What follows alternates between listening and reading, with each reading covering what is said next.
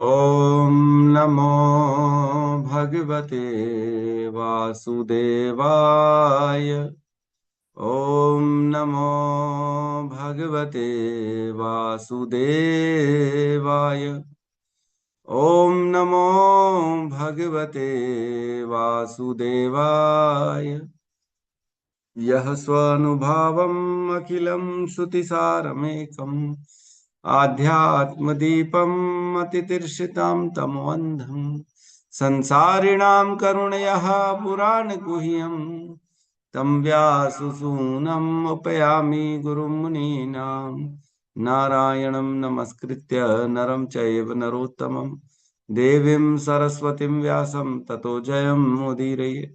श्रवणतां स्वकथा कृष्ण पुण्यश्रवण कीर्तिनः हृदयन्तस्तो हि अभद्राणि विदुनोति श्रुहित सताम् नष्टप्रायेषु अभद्रेषु नित्यं भागवत सेवया भगवती उत्तम श्लोके भक्तिर्भवति नैष्टिकी श्रवणतः श्रद्धया नित्यं गृणतश्च स्वचेष्टितम् कालेन नातिदीर्घेण भगवान् विशते हृदि कृष्णाय वासुदेवाय देवकी नंदनाय च नंदगोपकुमाराय गोविन्दाय नमो नमः।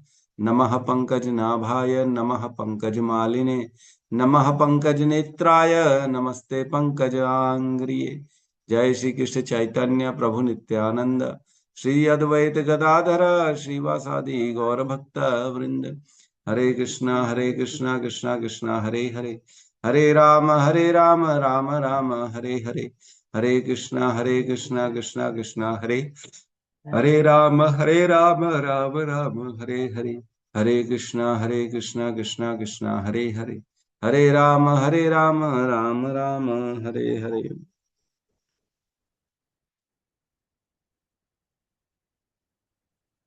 हरे कृष्णा सभी भक्तों का स्वागत है विशेष सत्र में।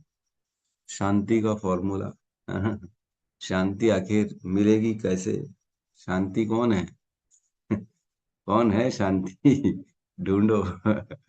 है अड़ोस पड़ोस में कहाँ है? नहीं नहीं, कहीं और नहीं है, हमारे अंदर ही है। हमें अपने अंदर ही ढूंढना है, अपने स्वभाव को बदलना है, अपने ज्ञान, इस दिव्य ज्ञान को अर्जित करना है और विचारों में बदलाव लाना है और अपने चित्त को शुद्ध करना है, तो हमारे को शांति मिल जाएगी। तो मैंने बताया था भगवान ने भगवत गीता के 3 और 3 6 श्लोकों में बताया है कि शांति कैसे मिलेगी। तो कल हमने 2.66 और 5.29 दो श्लोकों को कल हमने लिया था, है ना। 2.66 में बड़ा सुंदर वर्णन आता है, उसमें कहते हैं नास्ति बुद्धिरयुक्तस्य न च अयुक्तस्य भावना न च अभावयतः शांति अशांतस्य कुतः सुखम।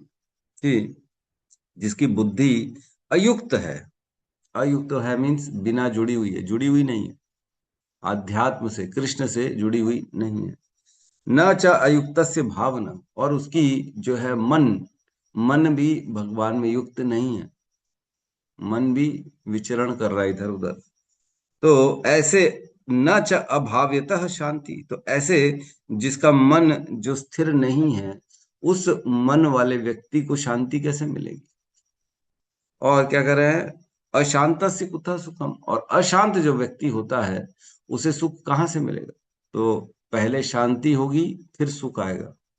शांति मूल है सुख का।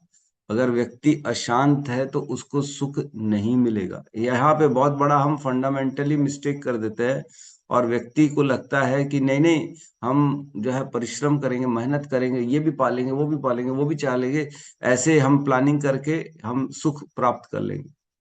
लेकिन जो जितना परिश्रम करता है, जो जितने प्लानिंग करता है, जो जितना अपनी इच्छाओं को बढ़ाता है, उतना वह अशांत होता है, क्योंकि अशांत होगा वो, है ना। उसका पूरा जीवन एक प्लानिंग की तरह चलती जाएगी और अपने जीवन में केवल वह प्राप्ति के लिए कार्य करता रहेगा, कभी ये चाहिए कभी वो चाहिए। तो ऐसे अशांत व्यक्ति के जीवन में सुख कहाँ से आएगा? तभी तो हम देखते हैं ना, कितने बड़े बड़े लोग जो है सुसाइड कर लेते हैं। इतना पैसा, इतना आईएएस, कलेक्टर, हीरो, जो है हीरो तो नहीं, हीरो नहीं बोलना चाहिए उनको, तो एक्टर बोलना चाहिए, जो बॉलीवुड बॉलीवुड में जो काम करते हैं पिक्चरों में, वो लोग सब जो है सुसाइड कर लेते हैं। तो ऐसा इतना बड़ा, इतना सब विशाल पैसा होने के बाद, इतना नेम फेम होने के बाद भी क्या जरूरत थी जो सुसाइड कर ली? क्यों? क्योंकि अशांत। शांति का पैसे से कोई लेना देना नहीं है। शांति एक दरिद्र व्यक्ति में भी, जो कम पैसे वाला है, उसमें भी आ सकती है, वह भी सुख हो सकता है।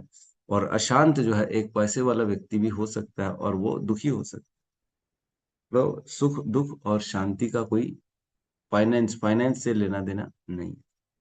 और पढ़ा हमने जो है 5.29, भोक्ताराम यज्ञ तपसाम सर्वलोक महेश्वर सुहृदय सर्वभूतानाम ज्ञात्वा माम शांति मृच्छति। जो केवल ये जान जाता है, केवल ज्ञान आ जाएगा जिसके अंदर कि भोक्ताराम यज्ञ तपसाम, सभी यज्ञ और तपस्याओं का भोक्ता केवल कृष्ण है, मैं भोक्ता नहीं हूं।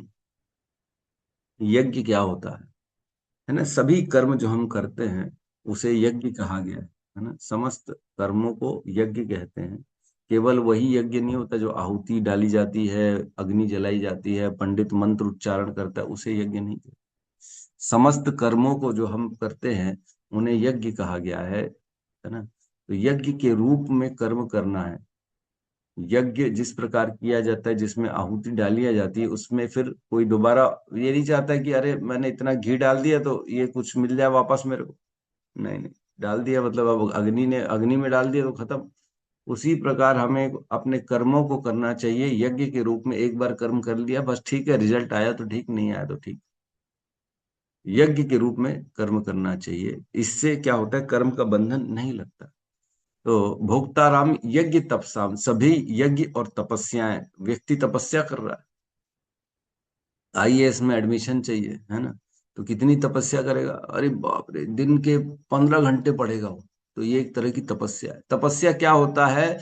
जो मन के प्रतिकूल कार्य किया जाता है उसे तपस्या कहते हैं। मन जो व्यक्ति का चाहता है उसके प्रतिकूल, उसको वो चीज ना देना, उसके विरुद्ध जाके कुछ अन्य ऐसी स्थिति करना जिससे थोड़ी सी तकलीफ हो, उसे तपस्या कहते हैं।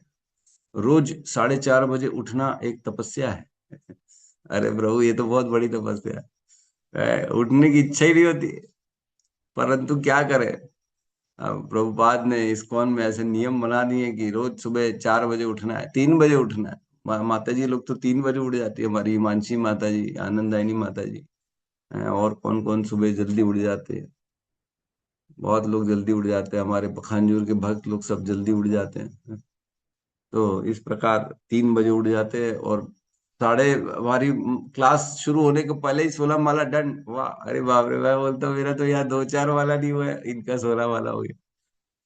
बड़ी तकलीफ हो गई है मेरे को तो, माला मेरी आजकल पता नहीं क्या हो गया, रोज लेट हो जा रही है, बहुत लेट हो जा रही है। सुबह तो हो ही नहीं पाती, 9-9 बजे तक मेरी माला जो होती है ना, 4-5-6 माला होती है, उससे ज्यादा नहीं हो रही अभी फिलहाल। ऐसी स्थिति आ गई है। ठीक है, भगवान से प्रार्थना करेंगे थोड़ी जल्दी हो जाए। तो कहने का अर्थ ये है, तपस्याएं कर रहा है व्यक्ति, तो ये मानना चाहिए कि तपस्या किसके लिए, कौन है सब तपस्याओं का फल का भोक्ता? कृष्ण, मैं नहीं हूं। मैं ये तपस्या करके अपना उद्धार नहीं कर रहा हूं, मैं अपने लिए नहीं कर रहा हूं, ये मानना चाहिए। सभी कार्य, सभी यज्ञ, सभी सभी तपस्या भगवान के लिए है। और क्या है? सर्वलोक महेश्वर, सभी लोकों के स्वामी कौन है? कृष्ण है। सभी देवताओं के स्वामी कौन है? कृष्ण है। हम सभी जीवात्माओं के स्वामी कौन है? कृष्ण है। हर वस्तु का स्वामी कौन है? कृष्ण है। और क्या कह रहे हैं? सुहृदय सर्वभूता नाम, और अगर सभी के जो मित्र हैं, सभी के वेल विशर है, वो कौन है? कृष्ण है। वह भगवान जो हैं, वो सभी का कहीं ना कहीं हित चाहते।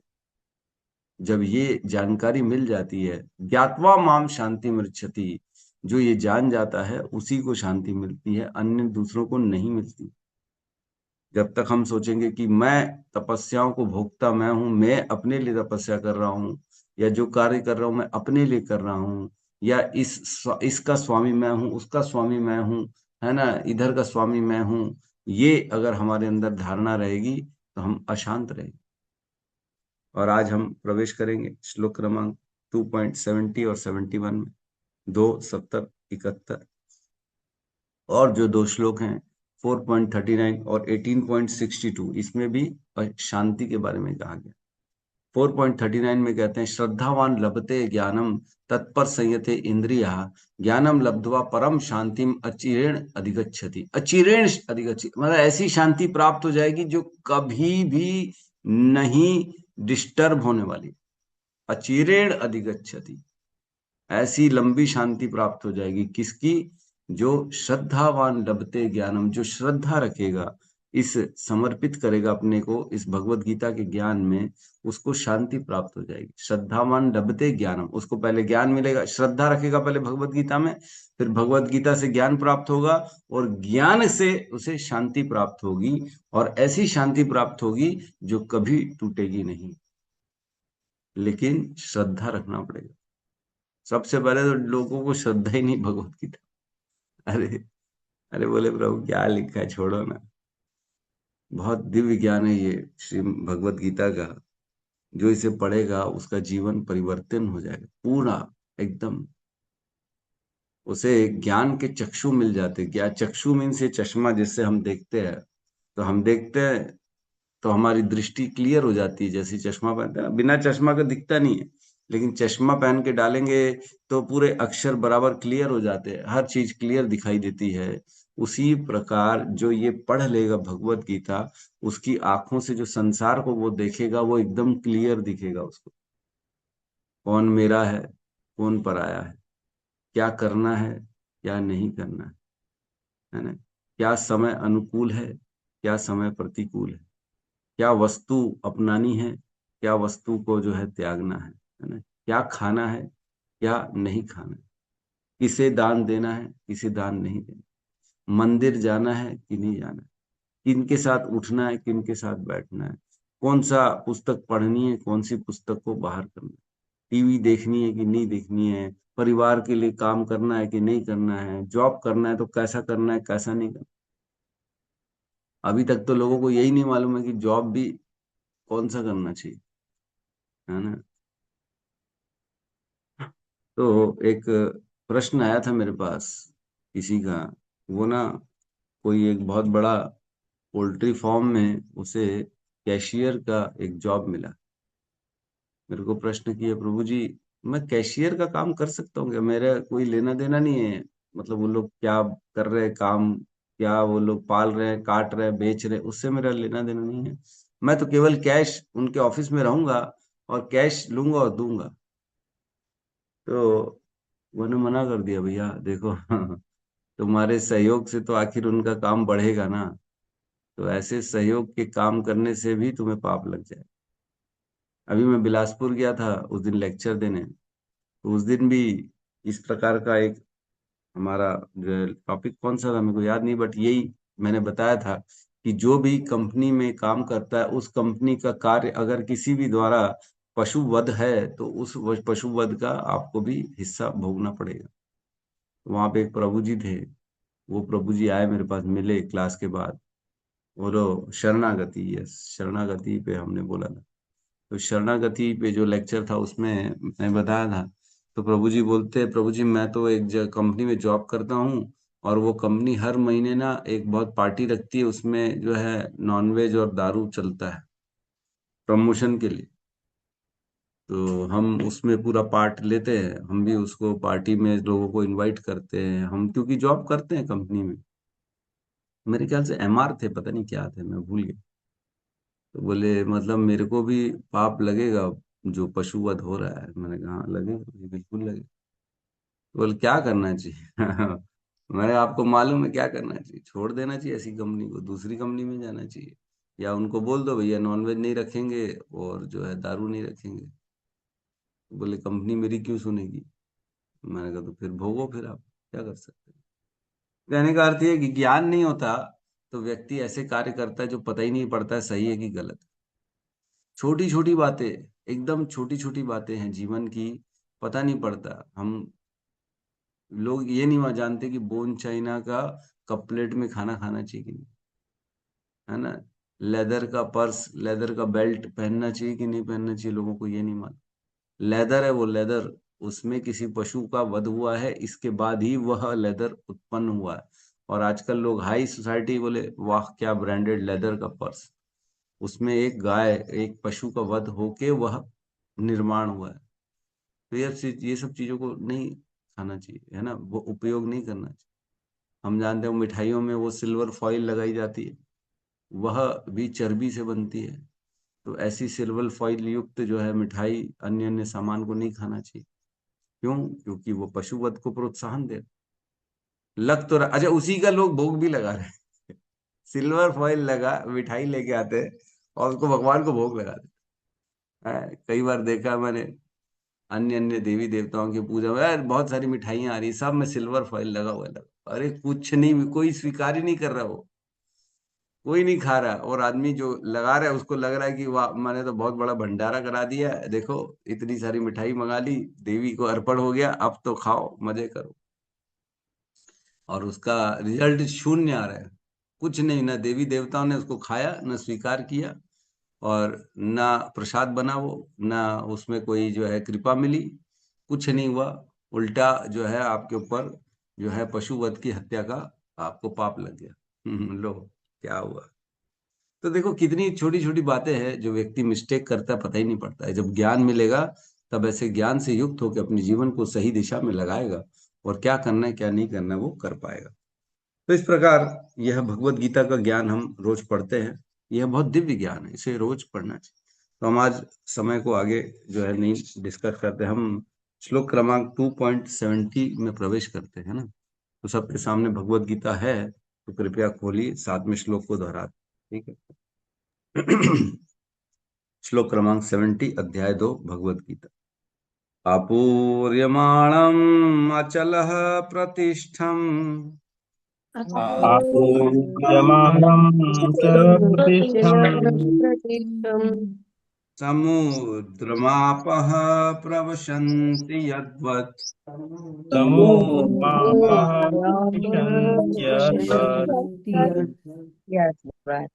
तद्वत् कामायं प्रवशन्ति सर्वे तद्वत् कामायं प्रविशन्ति सर्वे शान्ति सर्वे शान्तिमाप्नोति न कामकामी।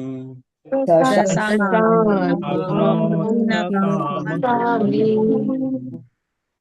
आपूर्यमाणं चलं प्रतिष्ठम् आपूर्यमाणम् अचलप्रतिष्ठम् समुद्रमापः प्रवसन्ति यद्वत् समुद्रमापः प्रविशन्त्यद्वत् तद्वत् कामाय प्रवसन्ति सर्वे तद्वत्कामायं प्रविशन्ति सर्वे स शान्ति आपनोति न कामकामी। शान्तिम् आप्नोति न कामकामी। आपूर्यमाणम् अचला प्रतिष्ठम् आपूर्यमाणम् अचलप्रतिष्ठम् समुद्रमापः प्रविशन्ति यद्वत् समुद्रमापः प्रविशन्ति यद्वत् तद्वत् कामायं प्रविशन्ति सर्वे तद्वत्कामायं प्रविशन्ति सर्वे स शान्तिमाप्नोति न कामकामी। शान्तिमाप्नोति न कामकामी। धन्यवाद। जो पुरुष समुद्र में निरंतर प्रवेश करती रहने वाली नदियों के समान इच्छाओं के निरंतर प्रवाह से विचलित नहीं होता और जो सदैव स्थिर रहता है, वही शांति प्राप्त कर सकता है। वह नहीं जो ऐसी इच्छाओं को तुष्ट करने की चेष्टा करता हो। ओम अज्ञानतिमिरन्धस्य ज्ञानाञ्जनशलाकया चक्षुरुन्मिलितं येन तस्मै श्रीगुरुवे नमः। श्रीचैतन्यमनोभीष्टं स्थापितं येन भूतले स्वयं रूपः कदा मह्यं ददाति स्वपदान्तिकम्। वन्देऽहं श्रीगुरु श्रीयुतपदकमलं श्रीगुरून् वैष्णवांश्च श्रीरूपं साग्रजातं सहगण रघुनाथान्वितं तं सजीवं साद्वैतं सावधूतं परिजन सहितं कृष्ण चैतन्य देवम् श्री राधा कृष्ण पादान सहगण ललिता श्री विशाखान्वितांश्च हे कृष्ण करुणा सिंधु दीन बंधु जगतपते गोपेश गोपिका कांता राधा कांत नमस्तुते तप्त कांचन गौरांगी राधे वृंदावनेश्वरी वृषभानुसुते देवी प्रणमामि हरिप्रिय वाञ्छाकल्पतरोभश्च कृपा सिन्धुभ्यैव च पतितानां पावनेभ्यो वैष्णवेभ्यो नमो नमः।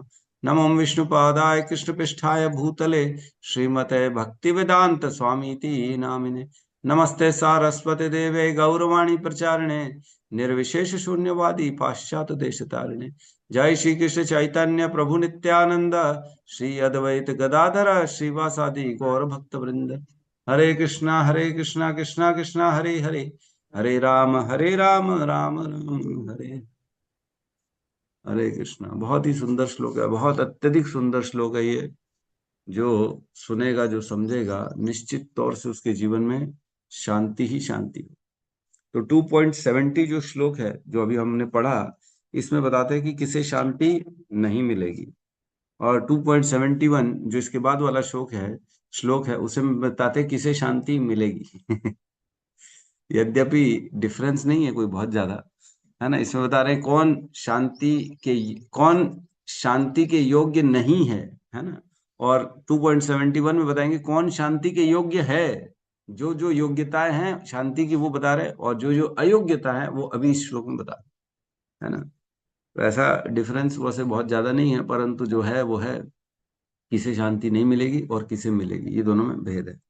तो यहाँ किसे नहीं मिलेगी उसका वर्णन कर रहे हैं। तो बता रहे हैं अपूर्यमाणम अचलः प्रतिष्ठम। अपूर्य मीन्स जो पूर्ण है, परिपूर्ण है, जो पूर्ण है, एकदम कंप्लीट है, ऑलरेडी फुल पूरा भरा हुआ है, जो सब पूर्ण सभी मात्राओं से अपूर्यमाणम, है ना, जो जिसकी लिमिट्स जो है पूरी फुल है, भरी हुई है ना, भरा हुआ।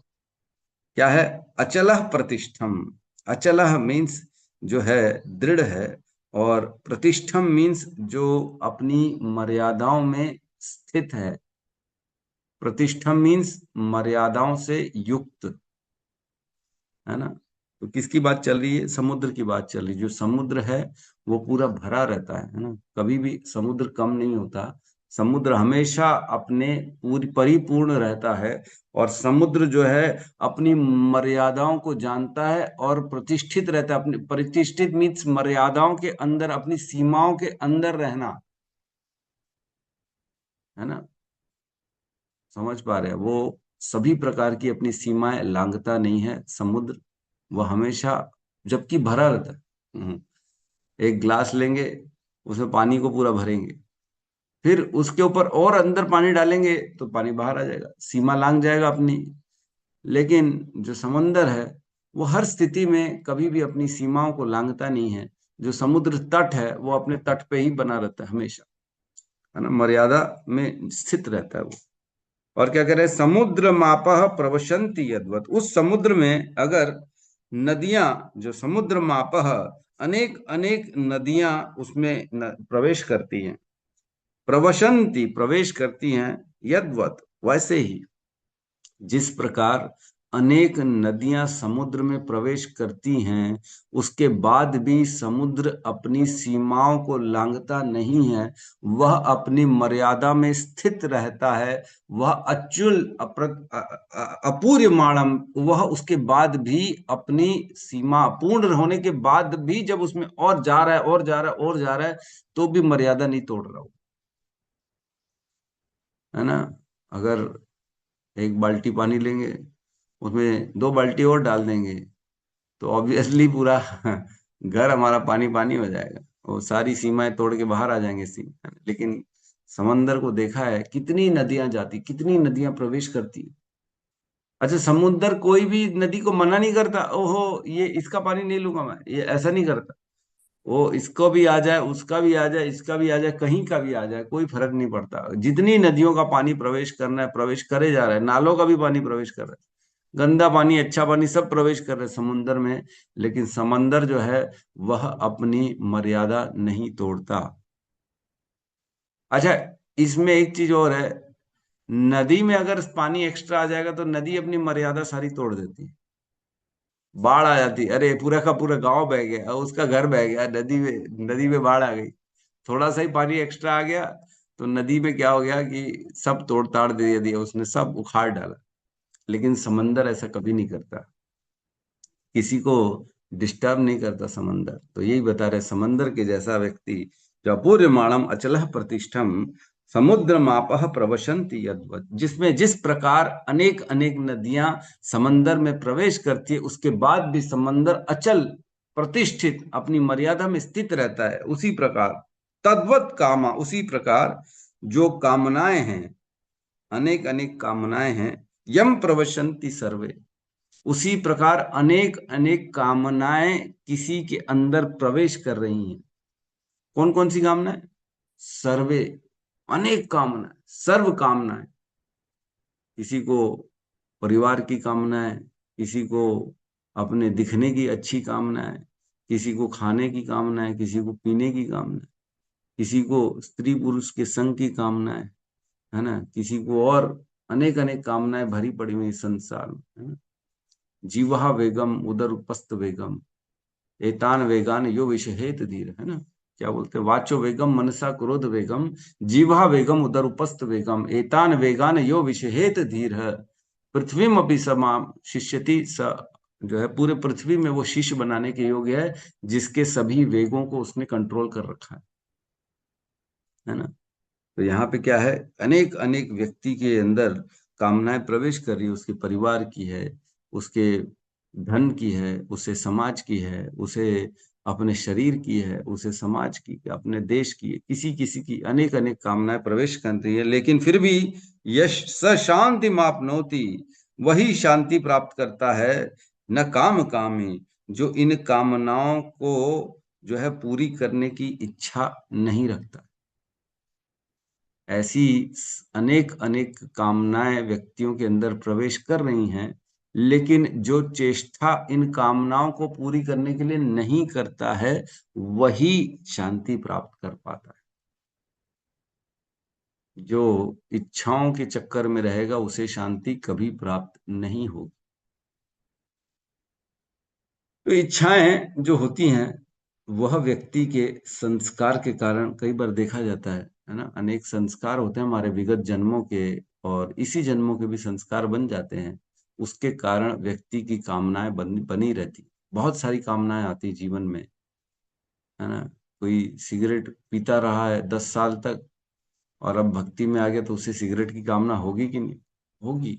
जब जब सिगरेट देखेगा तब तक उसे, अरे रास्ते से गुजर रहा है, और भगवान की दया से हमारे हिंदुस्तान में इतने पान ठेले, हर गली में एक पान ठेला मिल जाता है, और वहां कोई ना कोई तो सिगरेट फूकता दिख ही जाएगा, और जैसे ही दिखेगा उसकी इच्छा हो जाएगा, अरे मैं भी सिगरेट पी। जब जब जहां से निकलते ना तब तब हमारे अंदर इच्छा हो जाती है, जिसको देखेंगे उसको पाने की इच्छा हो जाएगी, है ना। सपोज करो हमें जो है ना, सपोज करो मिठाई अच्छी लगती है, और रोड से निकले, कहीं जा रहे हैं, मंदिर ही जा रहे हैं, सपोज करो रास्ते में मिठाई की दुकान दिख गई, अरे क्या मिठाई है यार, खा लिया जाएगा। तो यही इच्छा आती है कि खा लिया जाएगा। छोले भटूरे, है ना, पकौड़े चाट खाने की इच्छा होती है बड़ी, तो जब जब निकलेंगे, अरे क्या तो छोले भटूरे इसके, क्या तो पकौड़ी चाट है, खा लिया जाएगा। तो ऐसी इच्छाएं देख के ऑटोमेटिकली आ जाती व्यक्ति के अंदर। कोई ऐसा है जिसको नहीं आती? ऐसा कोई है? आती तो है, इससे हम पीछे, हम मना नहीं कर सकते, आती तो है। तो जितना जितना हम जहां जहां जाएंगे, जहाँ जहाँ जो जो सामान, जो जो वस्तु के प्रति हमारी हमारी जो है ना, जो चित्त में, जो मन में उसके जो प्रति इच्छा है प्राप्त करने की, वह हमारे सामने आने से और इच्छाएं बढ़ जाती कि ओहो, अभी तक तो कंट्रोल कर लिया था लेकिन अब आ गई सामने, क्या करें। तो इस प्रकार जो स्थिर बुद्धि वाला है, जो स्थिर बना रहता है, जो इन ऐसी वस्तुओं की कामनाओं से दूर हो जाता है, वह व्यक्ति के जीवन में शांति आती है, जो ऐसी इच्छाओं को प्राप्त करने के लिए प्रयास ही नहीं करता। अच्छा, इच्छा आना और प्रयास करना, इन दोनों में भेद है। समझ में आ रहा है? इच्छा आ तो रही है, लेकिन उसको प्राप्ति के लिए प्रयास नहीं कर रहा है, तो भी ठीक है, तो भी ठीक है। प्रयास जो है ना, प्रयासों को अपने रोकना है, और धीरे धीरे इच्छाएं भी धीरे धीरे खत्म होना चालू हो जाएंगी। पहले इच्छा आएगी, लेकिन जब हम इच्छाओं को पूरी करने में प्रयास नहीं करते हैं, तब धीरे धीरे इच्छा पूर्ण तो हुई नहीं, तो धीरे धीरे खत्म हो जाएगी इच्छा। क्योंकि समय हो गया, काल हो गया, और समय काल का यही काम है कि धीरे धीरे हर चीज को खत्म कर देना। तो काल उन इच्छाओं को धीरे धीरे समाप्त कर देता है। तो इसमें कह रहे हैं, जब तक मनुष्य शरीर है, तब तक इंद्रिय तृप्ति के लिए शरीर की मांगे बनी रहेंगी। देखो, शरीर है तो खाना पीना तो चाहिए, है ना, नहाना धोना, रहना, सब चीज चाहिए। तो ये इच्छाएं तो रहेंगी ही रहेंगी, इच्छा को कभी समाप्त नहीं किया जा सकता। लेकिन इच्छा को डाइवर्ट जरूर किया जा सकता, डाइवर्ट कर सकते हैं, लेकिन इच्छा को समाप्त नहीं किया जा सकता। तो जो भौतिक संसार में इच्छा लगी रहेगी, वह संसार हमें भटकाने का काम करती है, वह हमें जो है फंसाती है, और वह अशांति प्रदान करती है। जितनी भी भौतिक चीजें हैं ना, उसकी इच्छा से हमारा हृदय जलता है, और आध्यात्मिक इच्छाओं से हमारा हृदय शीतलता प्रदान करता है, हमारे हृदय में शीतलता आती है। दोनों में भेद है। जैसे बोलते हैं ना, खुशी के आंसू ठंडे होते हैं और जलन के आंसू गर्म होते हैं, ऐसा कुछ बोलते हैं मेरे ख्याल से, है ना। कई बार रोते तो अरे बोले ये तो खुशी के आंसू, ओहो देखो देखो, गर्म नहीं है, ऐसा कुछ होता है मेरे ख्याल से। तो कहने का अर्थ ये है कि हमें पता नहीं पड़ता, लेकिन ना ये होता है। जब भौतिक वस्तुओं की इच्छा होती है, तो बाजू वाले को देखे, ओहो इसके पास तो आईफोन है, हमारे हृदय में जलन उत्पन्न हो जाएगी तुरंत, ओ मेरे पास क्यों नहीं है कि नहीं? ऐसे ही होता है। तो वस्तुएं जो भौतिक चीजें होती हैं, वह हमें जलन उत्पन्न करती है। लेकिन अगर आध्यात्मिक है, सपोज करो किसी के पास जप माला देख ली, अरे किसी ने टीका लगा दिया, कितना सुंदर टीका लगा है, तो कई बार आता है, हम बोलते हैं अरे कितना सुंदर टीका लगा है प्रभु जी, आप आपकी कंठी कितनी अच्छी है। तो वह हमारे हृदय में ना जलन पैदा नहीं करती है, ओ इसका टीका इतना अच्छा, मेरा टीका इतना गंदा क्यों, ऐसा नहीं, ऐसा नहीं होता। उसमें क्या होता है, देखो कितना अच्छा है इसके टीका, मैं भी प्रयास करूंगा ऐसे लगाने का। तो वह इच्छाएं, जो भी आध्यात्मिक इच्छा होती है, वह हमें शीतलता प्रदान करती है, वह हमें प्रोत्साहन देती है भक्ति की ओर। लेकिन जो भौतिक चीजें हैं, वह जलन पैदा करती है। अच्छा, एक बात बताओ, कोई जब धनी व्यक्ति है, सपोज करो कोई पैसे वाला है, तो क्या वो भीख मांगेगा क्या? अरे प्रभु क्या बात करते हो आप, कुछ भी बोलते हो। कोई पैसे वाला आदमी वो भीख क्यों मांगेगा? अगर उसके पास पैसा है, तो वो पैसे के लिए भीख नहीं मांगेगा। थोड़ा चिंतन करिएगा जो मैं बोल रहा हूं। अगर किसी के पास पैसा है, तो वो पैसा मांगने नहीं जाएगा। लेकिन जिसकी इच्छाएं होती हैं, वह इच्छाएं पूरी करने के लिए इच्छा पूर्ति की अपेक्षा रखता है, वो मांगने जाता है कि ये मेरी इच्छा है, इसको पूरी कर दो। तो वो मांगता है, सेंस ग्रेटिफिकेशन के लिए व्यक्ति जाता है, अपनी पूर्ति करने के लिए। मेरे को अगर किसी के साथ जो है कुछ चाहिए किसी से, तो मेरे को उससे मांगना पड़ेगा, है ना। आज की डेट में हम देखते हैं, पुरुष स्त्री, स्त्री पुरुष जाते हैं एक दो, अरे मैं तुम्हें पसंद करता हूँ, क्या तुम मेरे साथ रह सकती हो, प्रपोज करते हैं, जो भी है। तो जो चीज हमारे पास नहीं होती है, हम वह मांगने जाते हैं।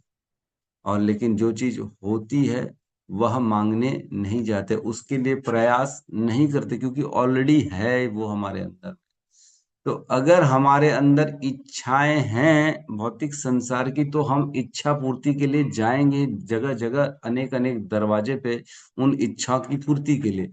लेकिन अगर वह इच्छा नहीं है, अंदर संतुष्टि है, तो हम इच्छाओं के लिए नहीं जाएंगे किसी भी दर दर में। क्यों भटकेगा आदमी, उसको चाहिए ही नहीं। जब संसार से कुछ चाहिए नहीं, तो संसार में उसको आप कैसे बांध सकते हो? देखो एक्चुअल में क्या होता है, व्यक्ति को कंट्रोल किया जाता है उनकी इच्छाओं के द्वारा।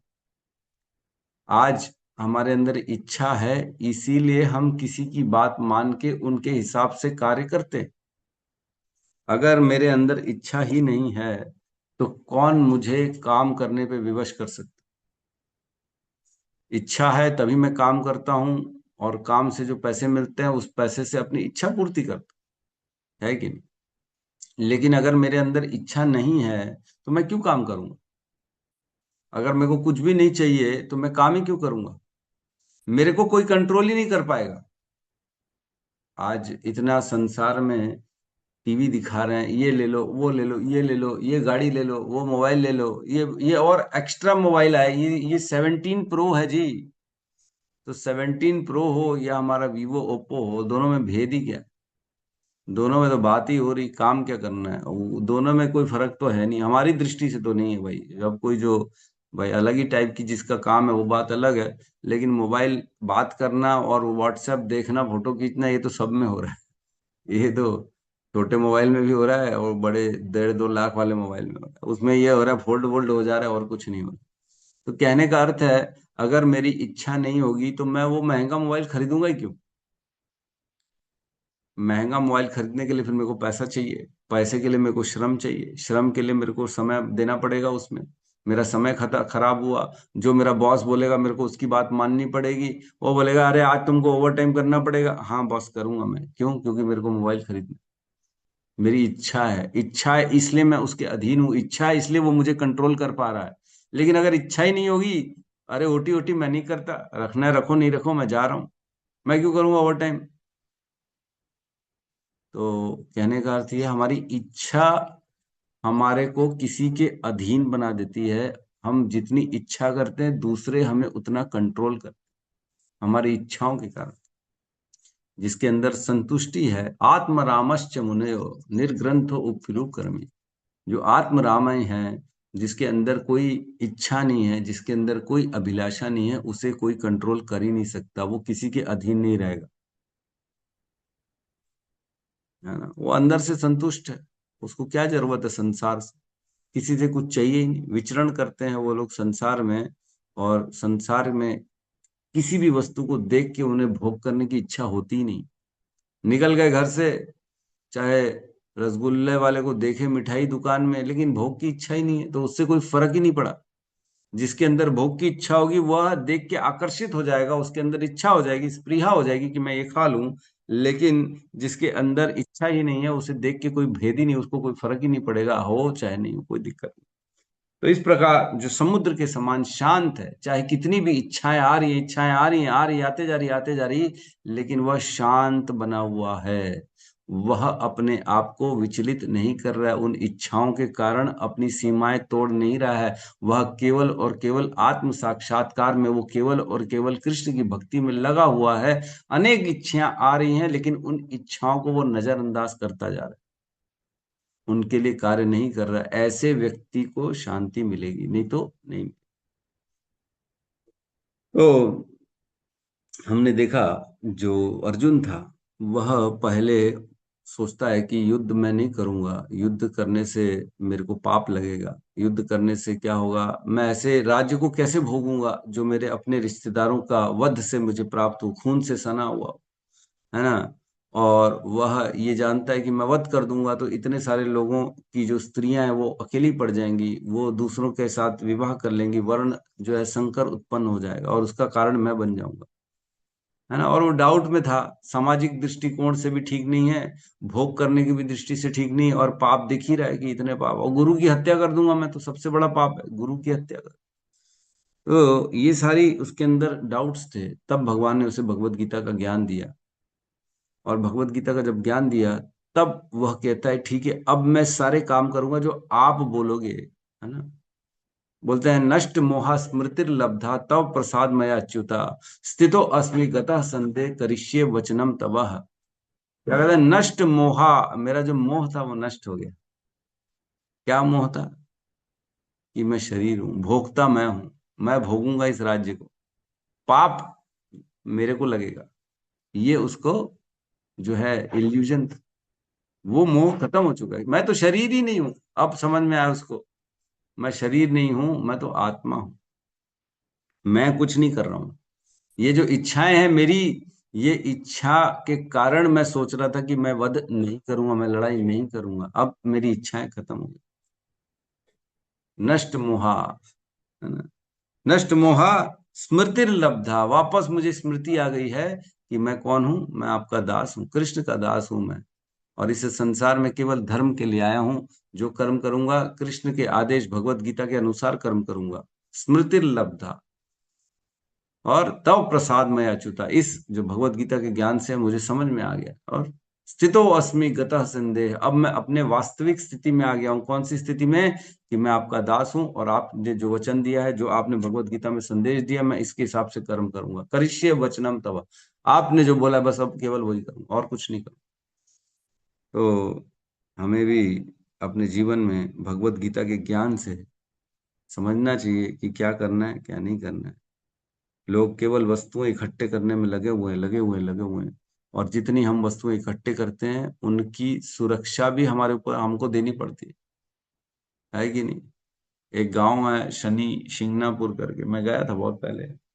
शनिदेव का जहाँ मंदिर है, नासिक के पास है। उस गांव में ताले नहीं है, किसी घर में दरवाजे ही नहीं है। अरे बोले चोरी होती ही नहीं है। तो क्या हम अपना दरवाजा खोल सकते घरों का? नहीं खोल सकते। अब मालूम है इतना सामान रखा है, हीरे जवाहरात हैं, ये सब पड़ा हुआ, चोरी हो जाएगा। और नहीं होगा, जब सोना चांदी घर में नहीं होगा तो आदमी को टेंशन ही नहीं होगा, अरे कुछ है ही नहीं, क्या ले जाए। ले जाए ले जाए, क्या फर्क पड़े। जितना सामान होगा उतना सिक्योरिटी बढ़ानी पड़ेगी, है ना। लोग, बड़े बड़े लोग बॉडी गार्ड लेके चलते हैं अपने साथ, क्यों? क्योंकि उनकी जो है ना, उनको डर है मेरा कुछ चोरी ना हो जाए, मेरे से कोई लेके ना चले। तो जितना हम वस्तुएं इकट्ठे करते हैं, उतना उनकी सुरक्षा के लिए हमें जो है कार्य करने पड़ते हैं। और जितना वस्तुएं कम होंगी, उतना निश्चिंत हो जाएंगे, हमारे पास कुछ है ही नहीं, लॉक करने की भी जरूरत नहीं, है कि नहीं? अगर गले में पैसा भरा हो, पूरा कचाकच खचाखच भरा हो, तो आदमी 4 बार चेक करता है ताला ठीक से लगा है कि नहीं लगा, लगा है कि नहीं, गायब तो नहीं हो जाएगा कहीं। लेकिन अगर गल्ला खाली पड़ा है, उसमें कुछ है ही नहीं, तो खुला भी है तो क्या फर्क पड़ना, अरे कुछ है ही नहीं, क्या ले जाएगा, बोले खाली है।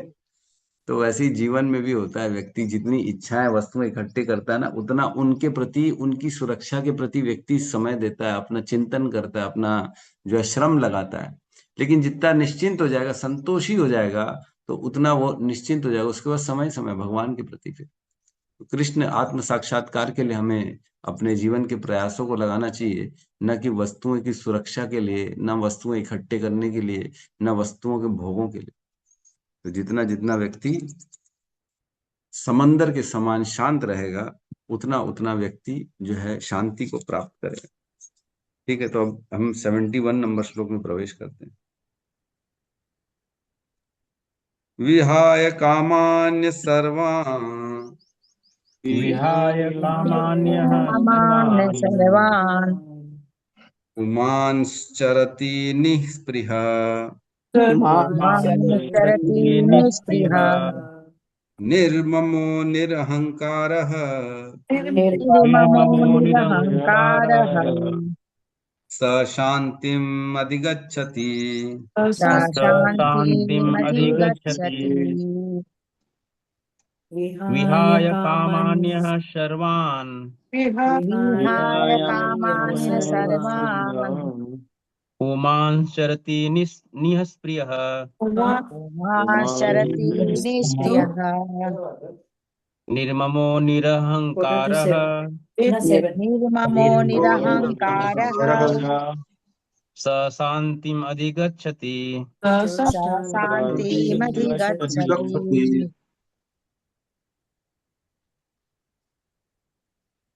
अनुवाद। जिस व्यक्ति ने इंद्रिय तृप्ति की समस्त इच्छाओं का परित्याग कर दिया है, जो इच्छाओं से रहित रहता है, और जिसने सारी ममता त्याग दी है तथा अहंकार से रहित है, वही वास्तविक शांति को प्राप्त कर सकता है। अब बता रहे कौन शांति को प्राप्त कर सकता है? विहाय कामान यह सर्वान, विहाय मीन्स परित्याग कर दिया है, कामान सभी प्रकार की कामनाओं का, इच्छाओं का उसने परित्याग कर दिया। सर्वान सभी, ऐसा नहीं है कि एकाध रह गई हो, ये एकाध ही बड़ा प्रॉब्लम होता है। प्रभु सब तो छोड़ दिए लेकिन चाय नहीं छूट रही प्रभु, एक चीज अभी भी रही हुई है, बाकी तो सब हम कर लेते हैं, आप जो बोलते हो ना हम हर चीज मानते हैं, लेकिन एक आध रह जा रही है। श्रील प्रभुपाद को बोला था फॉरेन में जब गए थे, प्रभुपाद प्रभुपाद ये 4 नियम को हम 3.5 नहीं कर सकते एक आध नियम की तो ढील दे दो किसी लगे। तो प्रभुपाद नो, 4 मीन्स 4, 3.9 भी नहीं चलेगा, बोले 4 मीन्स 4। तो समस्त कामनाओं का अगर परित्याग कर दिया है तो प्याज लहसुन अटकता है, बाहर का थोड़ा सा खाना पीना अटक जाता है, थोड़ा थोड़ा। देखो बड़ी एक सूक्ष्म बात है, एक सपोज करो एक चेन है ना, जंजीर है, जंजीर में शिव जी के शिवलिंग के ऊपर एक जो हम बांधते हैं ना, एक क्या बोलते हैं उसको, करमंडल क्या बोलते हैं उसको, जो लोटा टाइप का रहता है, कलश। उसमें कलश, कलश उसमें से ना एक एक बूंद जो शिव जी के ऊपर जाती है ना, वो चेन से बंधा रहता है ऊपर ना, चेन जंजीर से बंधा रहता है। तो उस जंजीर में अगर एक भी कड़ी कमजोर हो गई तो टिकेगा क्या वो? नहीं टिकेगा, वो तो टूट जाएगा। एक भी अगर कड़ी, एक भी चेन का जंजीर का एक जो कण है वो ढीला पड़ गया तो वो पूरा का पूरा कलश टूट के नीचे गिर जाएगा, है? वो खड़ा नहीं रहेगा अपने स्थान पे। बोले प्रभु सब कड़ी तो ठीक है, एक बस कड़ी कमजोर है, चला लेना काम अरे वही वही तो तोड़ देगी हमारे को, वही से ही तो जो है टूट जाएगी। अगर माताजी लोग कुकर में चावल पका रहे हैं, कुकर का कहीं एक जगह से स्टीम उसकी निकल रही, लूज हो रही है ना, वो लीक हो जा रही है, तो कुकर में पकेगा क्या?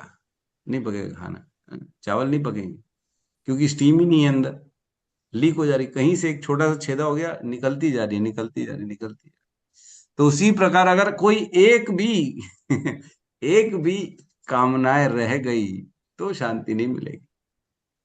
एक कामना भी पर्याप्त है हमारे को अशांत करने के लिए, एक कामना, कोई छोटी सी एक कामना। तो समस्त कामनाओं का परित्याग करना पड़ेगा, ये बहुत इंपॉर्टेंट है ना? लोग इसको समझते नहीं है, लोग बोलते हैं अरे यार इतने रूल्स क्यों बनाते इस कौन में, ये क्यों वो क्यों, इतना फॉलो नहीं कर सकते भाई, हम नहीं कर सकते तो शांति भी नहीं मिलेगी आप।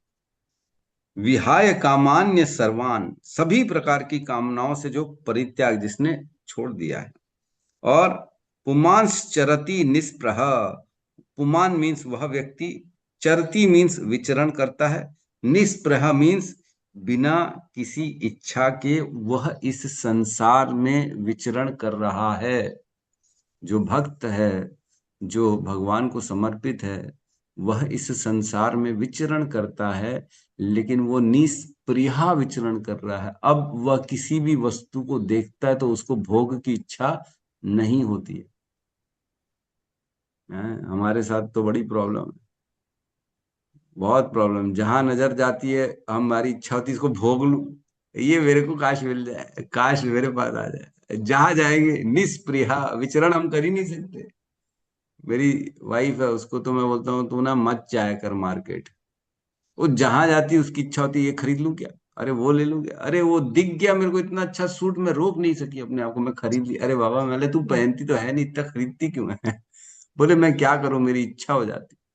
तो तू जाया ही मत कर, विचरण मत करो ऐसे स्थान में जहां तुमको लेना नहीं, तुम अपने मन को कंट्रोल नहीं कर सक रहे हो, इन तुम्हारे को वस्तु चाहिए, तो ऐसी जगह विचरण मत करो, फिर पहले विचरण को रोको।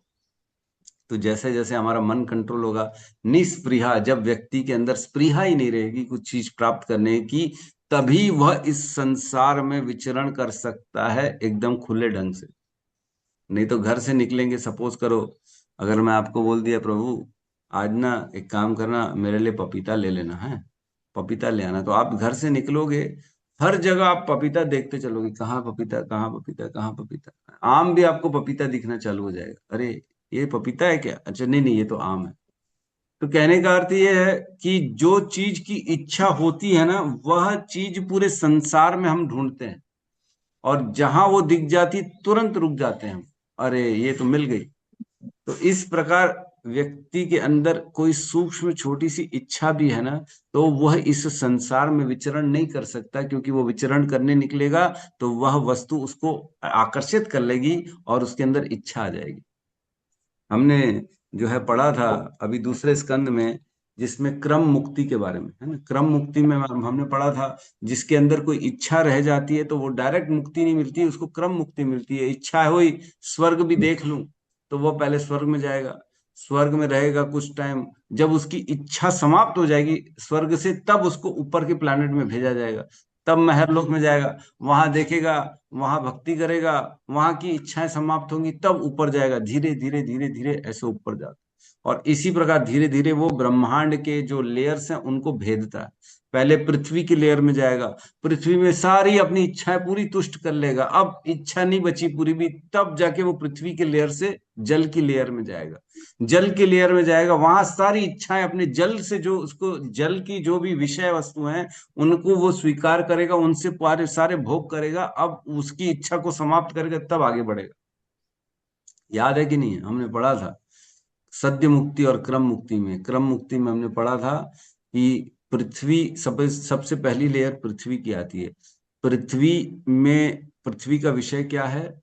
गंध, और गंध का सुख पृथ्वी में मिलेगा, तो पृथ्वी में जैसे ही प्रवेश करेगा तो गंध के जितने सुख हैं उसको भोगेगा, वो जितना भी उसको घृणेन्द्रियों का सुख है पूरा भोगेगा। जब घृणेन्द्रियों के सुख के से पूर्ण रूप से तुष्ट हो जाएगा, तब वह जल के उसमें आवरण में प्रवेश करेगा, फिर पृथ्वी को भेद देगा। वो जल में जैसे ही प्रवेश करेगा, जल की तन्मात्रा क्या है? रस। तो रस के जितने वह सुख है उस जल के लेयर में वो भोगेगा, और भोग के जब उसका पूरी स्पृहा खत्म हो जाएगी, तब वह जल के भी आवरण को भेद के अगले आवरण अग्नि में प्रवेश करेगा। अग्नि का जो आवरण है उसकी तन्मात्रा क्या है? रूप। और रूप के सारे सुखों को वो भोगेगा उस आवरण में, और भोग के जब उसको लगेगा अब मैं पूर्ण रूप से अब इससे आवृत, तो अब मेरे को नहीं चाहिए, तब अग्नि के आगे बढ़ेगा वो। इस प्रकार से क्रम मुक्ति होती है, हमने पढ़ा था।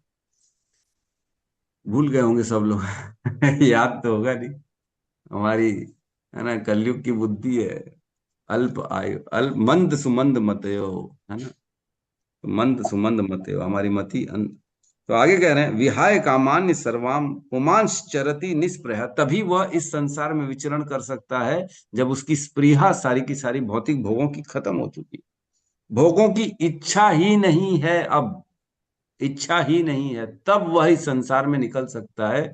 और क्या कह रहे हैं? निर्ममो निरअहंकार, निर्ममो मीन्स ममता से शून्य, ममता रहती है ना, ये मेरा है, ममता मेरा, मेरा है, ये मैंने कमाया है, ये मेरा है, ये मेरा पुत्र है, ये मेरी पुत्री है, ये मेरी पत्नी, ये मेरा परिवार है, ये मेरा धंधा है, ये मेरा घर है, ये ममता है। और निरअहंकार, अहंकार एक होता है मिथ्या अहंकार, और एक होता है जो है सच्चा अहंकार। तो यहाँ मिथ्या अहंकार की बात चल रही है। मिथ्या अहंकार मीन्स क्या?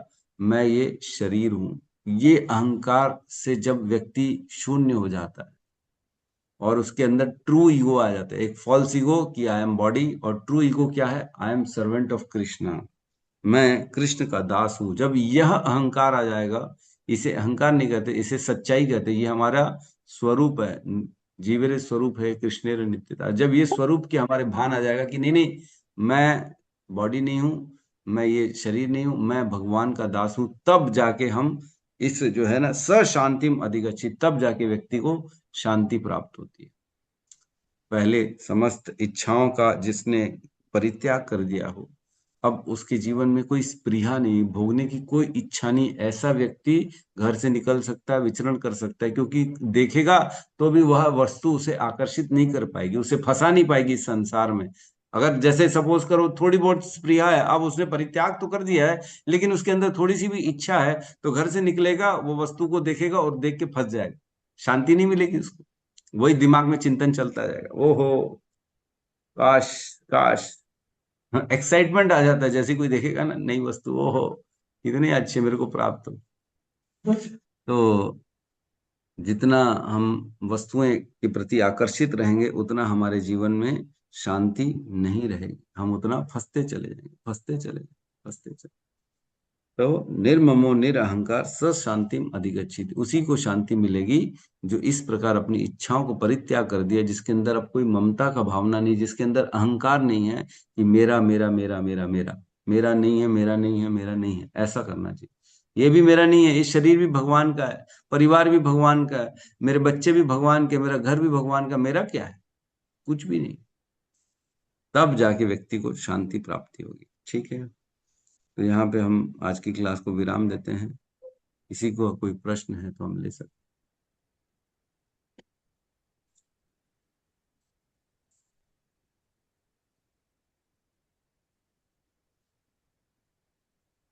ठीक है, कोई प्रश्न नहीं है तो बहुत बहुत अच्छा है, धन्यवाद। नहीं है रितिका माता जी? यस रितिका माता जी। हरे कृष्णा प्रभु जी। प्रभु जी आप मिथ्या अहंकार और एक क्या तो बोले थे ना, उसको फिर से बताइए ना।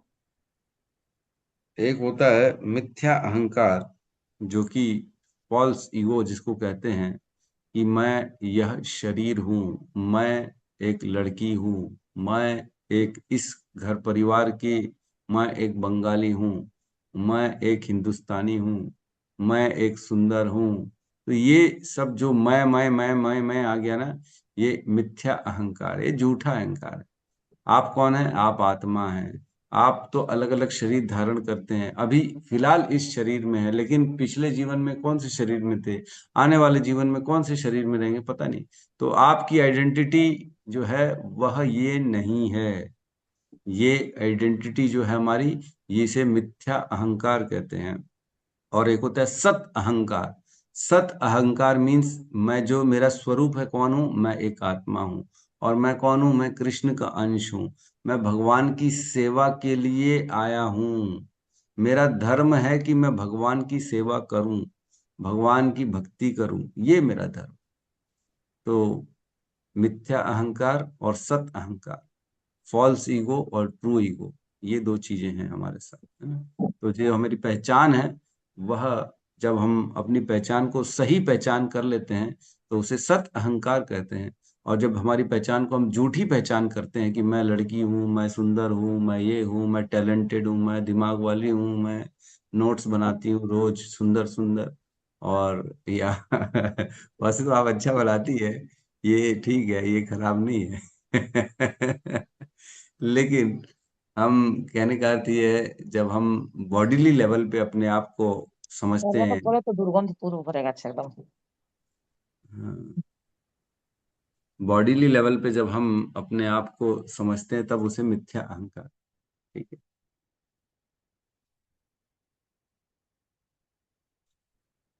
एक श्लोक आता है दूसरे अध्याय में, जिसमें कहते हैं भगवान, व्यावसायिक आत्मिका बुद्धि एके कुरुनंदन, बहुशाखाई अनंताश्च बुद्धयो अव्यवसायी नाम। जब व्यक्ति की बुद्धि जो है ना बहुत शाखाओं में बढ़ जाती है, ये भी वो भी, देवताओं की भी पूजा, इसकी भी पूजा, गुरु की भी पूजा, घर वालों को भी, इसको भी उसको भी, जब बहुशाखा में बढ़ जाती है ना, तब वो एक निष्ठ नहीं हो सकता, है ना। वह एकनिष्ठ नहीं हो सकता। इसलिए व्यक्ति को है ना, वो बहुत डिपार्टमेंट्स में बढ़ जाती है उसकी बुद्धि, और वह फिर एकनिष्ठ भी नहीं हो पाएगा, और वह जिस कार्य के लिए संपन्नता चाहता है वो कार्य भी उसको नहीं मिल पाएगा, है ना? अनुवाद है, जो इस मार्ग पर चलते हैं वे प्रयोजन में दृढ़ रहते हैं और उनका लक्ष्य भी एक होता है। हे कुरुनंदन, जो दृढ़ प्रतिज्ञ नहीं है उनकी बुद्धि अनेक शाखाओं में विभक्त रहती है। कहते हैं अगर व्यापार करो तो एक करो, शादी करो तो एक करो। ऑब्वियसली हमारे सनातन धर्म में तो एक ही का अर्थ एक ही है, अनेक शादी नहीं कर सकते, है ना। और दृढ़ प्रयोजन, जैसे टारगेट होता है व्यक्ति का जीवन में, बताया जाता है एक करो भैया, आप जो है ये बनना है तो यही बनना है, इसी में दिमाग लगाओ, अनेक अनेक जगह दिमाग नहीं लगा सकते। तो जो दृढ़ प्रतिज्ञ है, जो पूरी शक्ति से अपने एक टारगेट के ऊपर अचीव करके प्रयास करता है, वह अपने लक्ष्य को प्राप्त करता है। लेकिन जिसने अनेक लक्ष्य बना के रखे हैं, वह अपने लक्ष्य को प्राप्त नहीं कर पाता। तो वही कह रहे हैं यहाँ पे कि हमें लक्ष्य बनाना पड़ेगा एक, और उसके हिसाब से काम करना पड़ेगा। अनेक लक्ष्य बना देंगे ना कि मैं भक्ति भी कर लूं और जो है मैं परिवार वालों को भी खुश कर दूं, तो नहीं, परिवार वालों का कर्तव्य आप पूरा करिए, जो परिवार वाले चाहते हैं वो करिए, लेकिन टारगेट तो एक ही करना पड़ेगा। ठीक है, अवरोध उत्पन्न हो सकते हैं, लेकिन अवरोधों का जो है हम धीरे धीरे सामना करके आगे बढ़ेंगे, लेकिन अपने अगर प्रतिज्ञ दृढ़ प्रतिज्ञ नहीं रहेंगे एक टारगेट को लेके, तो हम उसकी प्राप्ति नहीं कर पाएंगे। तो हमेशा दिन रात, जो बड़े बड़े स्पोर्ट्समैन होते हैं, जैसे पहले पिक्चर आती थी, वो दिन रात एक ही काम करता है, मेहनत करता है, अपनी प्रैक्टिस करता है कि मैं कैसे करके अपना अव्वल आऊंगा, मैं फर्स्ट आऊंगा, है ना। मैंने वो पिक्चर देखी थी बड़ी, भाग मिल्खा भाग, है ना। तो दिन रात वो मेहनत करता है कि मैं कैसे रेस जीतूं, कैसे रेस जीतूं, दिन रात, और कुछ दिमाग में नहीं चल रहा, केवल रेस जीतना है उसको। तो व्यक्ति जिसको कृष्ण की प्राप्ति करनी है, वो दिन रात चौबीसों घंटे सोचेगा, वो मैं ये कार्य कर रहा हूँ, इससे कृष्ण की संतुष्टि हो रही है कि नहीं। ये जो भी करेगा, जो भी सोचेगा, जहां पे भी समय लगाएगा, वो देखेगा, सोचेगा, समझ के वो समय का उपयोग करेगा कि क्या यह मेरी भक्ति के अनुकूल है कि नहीं। बस अनुकूल है तो करूंगा, नहीं है तो नहीं करूंगा। तभी भगवान की भक्ति में आगे बढ़ पाएंगे, भगवान की प्राप्ति तभी हो पाएगी, नहीं तो नहीं हो पाएगी। जय शिल्पा माता जी। हरे कृष्ण प्रभु, धन्यवाद प्रणाम। प्रभु आज के टॉपिक पर नहीं है मेरा क्वेश्चन, पूछ सकती हूँ? हाँ पूछिए, प्रयास हाँ। करेंगे, अगर समझ में आएगा तो दे देंगे उत्तर। प्रभु ये जो श्लोक रेफरेंसेस है, जैसे अभी आपने व्यवसाय आत्मिका बुद्धि वाला श्लोक, ये टॉपिक आया तो आपको वो श्लोक तुरंत याद आ गया। ये श्लोक जो रेफरेंसेस से याद करते हैं, वो उसका कुछ कैसे कर सकते हैं प्रभु? ये श्लोक का मीनिंग पता है, आपने ये समझा है, मीनिंग सब पता है, पर जब रेफरेंस आता है तो वो श्लोक आना चाहिए जुबान पर। Learning by heart second part है, बट एटलीस्ट रेफरेंस याद आना, वो कैसे हो सकता है? कुछ मदद कीजिए। हरे तो कृष्ण। ऐसा है कि जितना हम जिसका संग करते हैं ना, वो चीजें उतना हमारे पास, उतना उनका स्मरण होता है ना। तो प्रयास करें ज्यादा से ज्यादा इन शास्त्रों का संग करने का, भगवत गीता पढ़ने का। तो डेली कुछ ना कुछ खोलेंगे ना, नया नया पढ़ेंगे, कुछ पुराना रिवीजन करेंगे, तो ध्यान में आता जाएगा। तो और मतलब और तो मेरे को नहीं लगता, क्योंकि हम क्या होता है माता जी, समय कम देते हैं ना शास्त्रों को, हम रिवीजन भी नहीं करते हैं। एक बार पढ़ ली, उसके बाद छोड़ दिया, तो वो चीजें कभी हमारे स्मरण में नहीं आती हैं। अभी जैसे मैंने क्रम मुक्ति और सद्य मुक्ति की बात करी, तो मेरे को लगता है कि बहुत कम लोगों को याद होगा कि किस प्रकार हमने उसको पढ़ा था। क्यों? क्योंकि लोग पढ़ते और उसको छोड़ देते हैं, दोबारा कभी खोला नहीं जाता। लेकिन जब तक हम दोबारा खोलेंगे नहीं ना, तब तक हमारे स्मरण में नहीं आएगा, क्योंकि हम कलयुग के जीव है ना, है ना। कलयुग में ये, कलयुग ने कहा ही था परीक्षित महाराज को कि मैं ऐसा बना दूंगा सब लोगों को कि वो कुछ भी याद नहीं कर पाएंगे, अच्छा सोच भी नहीं पाएंगे। उनकी सोच में ही ऐसी ला दूंगा शक्ति कि उनके दिमाग को पूर्ण रूप से जो है ना, वो निष्क्रिय कर दूंगा, वो अच्छा सोच भी नहीं पाएंगे। तो हम जितना पढ़ेंगे, शास्त्रों का रिवीजन करेंगे, जितना हम उनका संग करेंगे, पारायण करिए श्लोकों को रोज, जो है ना, हमारे को क्या करना चाहिए, हर एकादशी एकादशी में 2 घंटे का समय निकालना चाहिए, पूरी भगवत गीता के श्लोकों को पढ़ना चाहिए, या एक एक अध्याय का कम से कम आप पारायण कर सकते हैं। एक एक अध्याय लें, किसी एक दिन दूसरे अध्याय के सारे श्लोकों को पढ़ लिए अनुवाद के साथ में, किसी दिन तीसरे अध्याय के सारे श्लोकों को पढ़ लिए, तो धीरे धीरे क्या होगा, एक एक दो दो श्लोक आपके दिमाग में बैठना चालू हो जाएंगे। फिर ऐसा लगेगा, ओ इसमें तो अद्भुत बात कही है। तो फिर खुद ब खुद स्मरण मेरे को लगता है आ जाएगा। ये कारण होना चाहिए। हरे कृष्ण। थैंक यू, यस माता जी। प्रभु तो जी, कर्मी और मुमुक्षु में क्या डिफरेंस है? किसमें माता जी? कर्मी, मुमुक्षु और कर्मी और मुमुक्षु। जी कर्मी मीन्स जो सकाम कर्मी होता है, जो कर्म करता है और कर्म के रिजल्ट्स को भोगना चाहता है, उसे कर्मी कहते हैं। और जी। मुमुक्षु मीन्स जो मुक्ति की अभिलाषा रखता है, उसे मुमुक्षु कहते हैं। वो सारे कर्म करता है ताकि मैं मोक्ष प्राप्त कर लूं। तो मतलब ये निष्काम नहीं है, इसमें भी इच्छा है। देखो, कहते तो लोग हैं कि मुक्ति मीन्स अब मैं समस्त कामनाओं से दूर हो गया। मुक्ति का लोगों के अंदर अभी ये धारणा बनी हुई है कि समस्त कर्मों से, समस्त अच्छे बुरे से मैं मुक्ति पा लिया, इसे मोक्ष कहते हैं।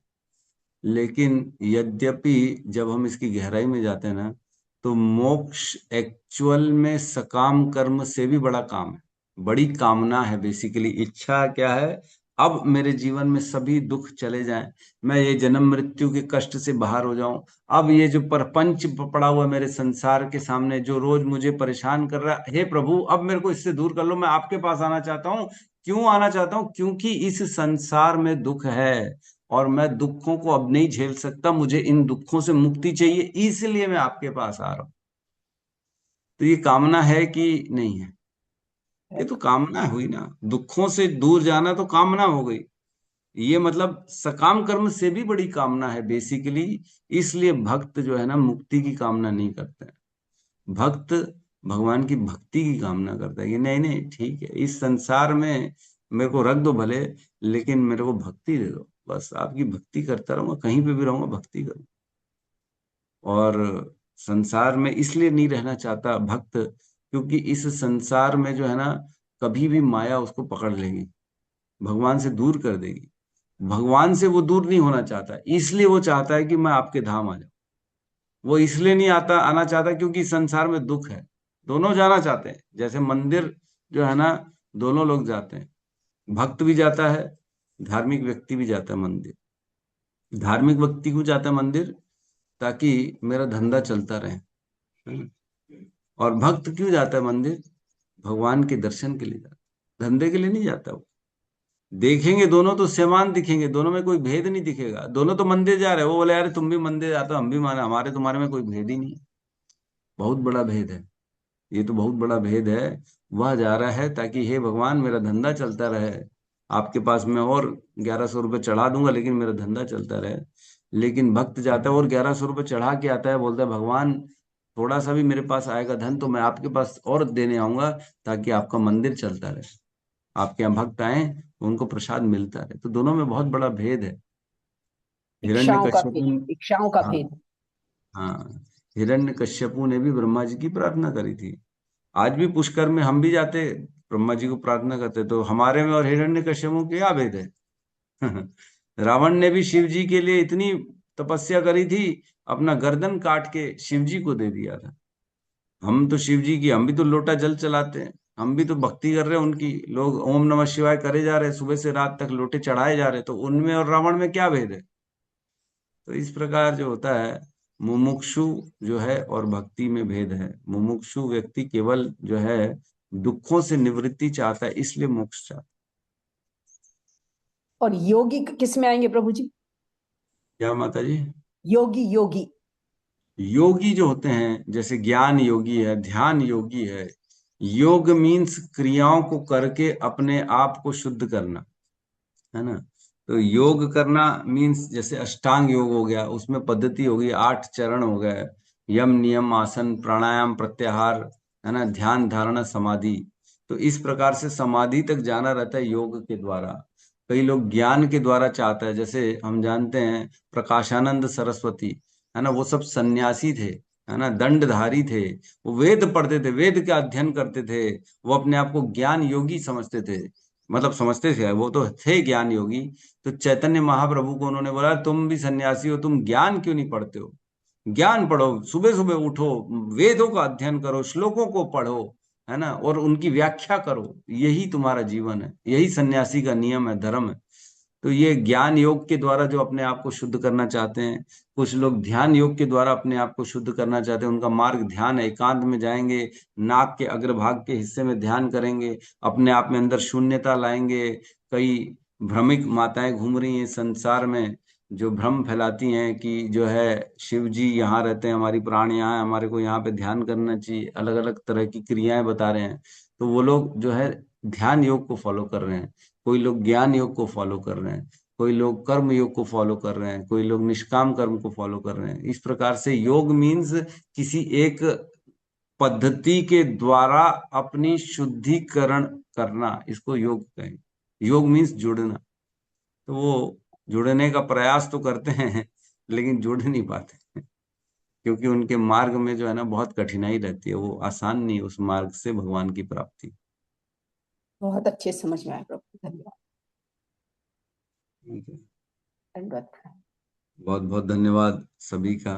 तो अब हमारी मुलाकात आप लोगों से लगभग हफ्ता 10 दिन के बाद होगी। तो मैंने पहले रिपीट कर दिया, कल आज हो गई 14th, 15th और 16th 2 दिन की क्लास लेंगी हमारी हर ग्रेस कृष्ण चंद्रिका माता जी। 17, 18 गौतम बुद्ध प्रभु लेंगे। 19, 20 हर ग्रेस आनंदायिनी माता जी लेंगी। 21, 22 रघुनाथ दास जी लेंगे। 23, 24 हमारे रोहिणी नंदन प्रभु लेंगे। रोहिणी नंदन प्रभु सुन पा रहे हैं आप? जी प्रभु जी, हरे कृष्णा। है ना? तो इस प्रकार से हमने सबको 2-2 दिन की कक्षा दे दी है। आप लोग सब अपने अपने लेवल पे तैयारी कर लीजिएगा और आपको 2-2 दिन की क्लास देंगे। ठीक है प्रभु जी, आप तैयार हैं ना रोहिणी नंदन प्रभु? कौन से दिन बोल रहे हैं प्रभु जी? हरे कृष्णा। अब तारीख पता नहीं है अभी कल से 2 दिन जो है कृष्ण चंद्रिका माता जी लेंगी, उसके अच्छा बाद के अच्छा। 2 दिन। हाँ, हरे हरे राम राम राम राम राम राम, राम हरे राम राम राम राम। राम हरे हरे। ग्रंथराज श्रीमद् भागवतम की जय, समस्त भक्त वृंद की जय, सद्गुरु शील प्रभुपाद की जय, साई गौर प्रेमानंदे हरि हरि हरे हरे बोल। हरे कृष्णा प्रभु जी, दंडवत प्रणाम। हरि हरे कृष्ण कृष्ण प्रभु जी, कृष्ण दंडवत प्रभु जी प्रणाम। दंडवत प्रणाम। प्रणाम। हरे हरे कृष्ण कृष्ण प्रभु प्रभु प्रणाम। जी, धन्यवाद हरे प्रभु जी, कृष्ण, कोटि कोटि धन्यवाद। हरे कृष्ण। सभी भक्तों को दंडवत प्रणाम।